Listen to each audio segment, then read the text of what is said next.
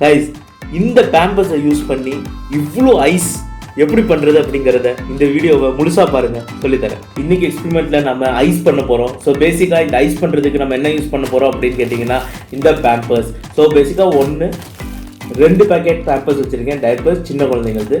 So பேசிக்காக ஒரு பேம்பர்ஸில் பார்த்தீங்கன்னா காட்டனும் பாலிமர் இருக்கும். ஸோ அந்த பாலிமரை யூஸ் பண்ணி தான் இந்த ஐஸ் நம்ம பண்ண போகிறோம். முதல்ல பேக்கெட்டை பிரித்து உள்ள இந்த பாலிமரை தனியாக எடுத்துருவோம்.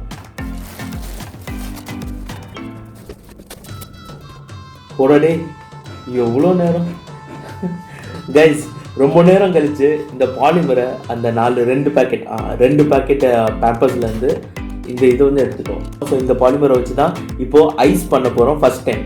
ஸோ அது என்ன மாதிரி ரிசல்ட் வரப்போகுதுன்னு தெரில, ஆனால் ட்ரை பண்ணுவோம் வந்து.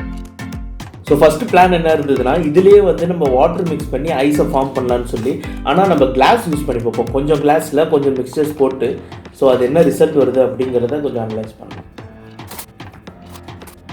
ஸோ ஒரு disposable use and throw class இதில் எடுத்திருக்கேன். ஸோ வாட்டர் ஆட் பண்ணிப்போம்.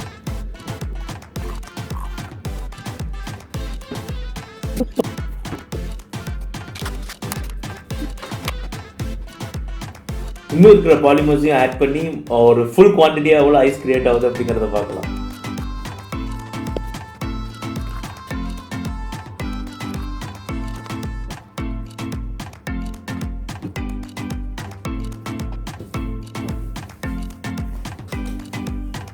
ஐஸ் கோல்ட் இல்லை, ஆனால் ஐஸ் ஃபார்ம் ஆயிருக்கு.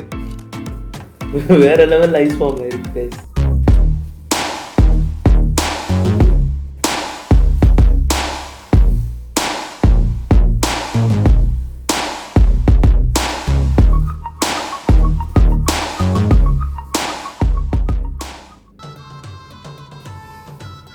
அட இருடா கைஸ், இந்த மாதிரி சின்ன சின்ன சந்தோஷங்கள் உங்களுக்கு பிடிக்கும்னா இந்த சேனலுக்கு சப்ஸ்கிரைப் பண்ணுங்க. இன்னொரு வீடியோவில் உங்களை சந்திக்கிறேன். அது வரைக்கும் சந்தோஷமா இருங்க. மறக்காம அந்த லைக் பட்டனை பிரஸ் பண்ணிருங்க.